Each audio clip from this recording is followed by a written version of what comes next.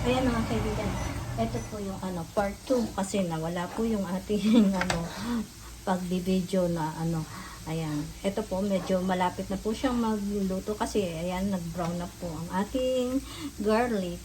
Ayan, ito po yung ating pagluluto ng fried garlic.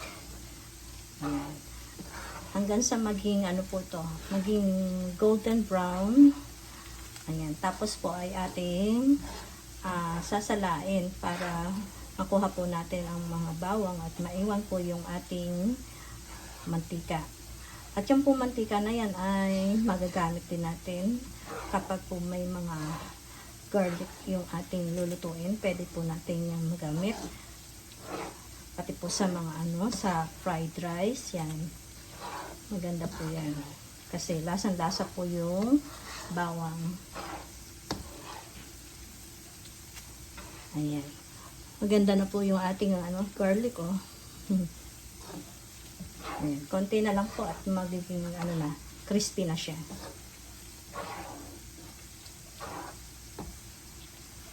Ayan. I-ready na po natin yung ating pangsala para po makuha natin lahat yung ating garlic. Ayan. Ang bango-bango po ng ating garlic. Ang ating fried garlic.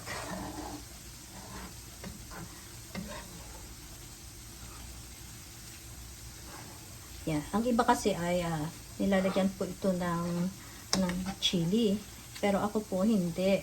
Kasi syempre paano po kung ayaw ng maanghang, 'di ba?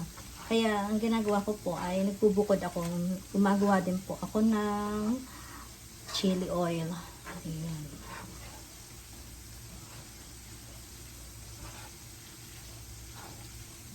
Ayan, malapit na pong mag-crispy yung ating bawang. Ang ganda, oh.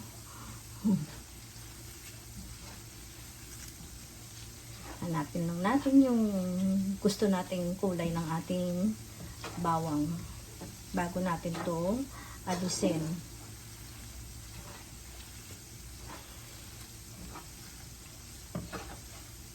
Tsaka maganda kasi yung medyo medyo dark ng konti yung kulay para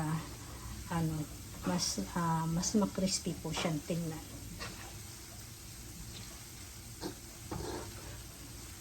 Ang ganda ng ating bawang. Oh, ang ganda.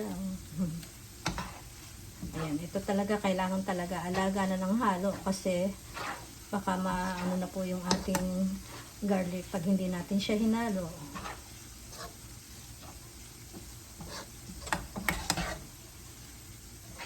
Ayan, ang ganda. Ayan, ganito po ako magluto ng fried garlic.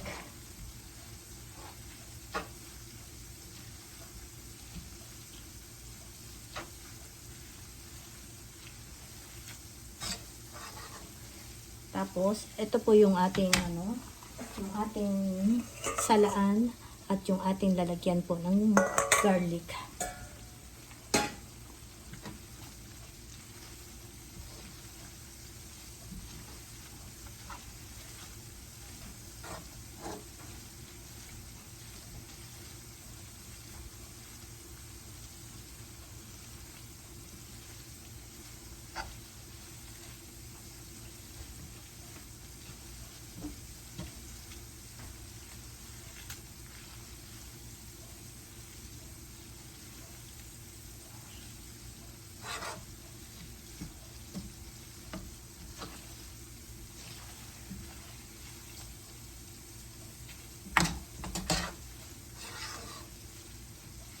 Ayan, pwede na po ito.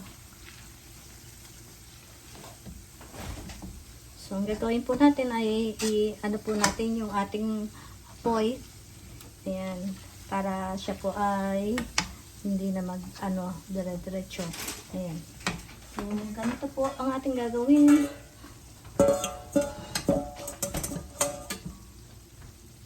Ayan. Kunin lang po natin ang ganito. Ayan.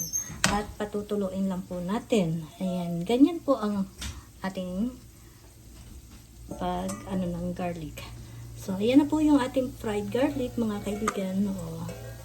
Ang ganda po ng ating pagkaluto. Ayan. Maraming salamat po sa panonood nyo. Huwag niyo pong kalimutang mag-like at mag-share po ng aking video. Ayan. At para po tayo ay makapagbahagi pa ng iba pang video na ating gagawin. Ayan. Maraming salamat po sa panonood nyo. Paalam!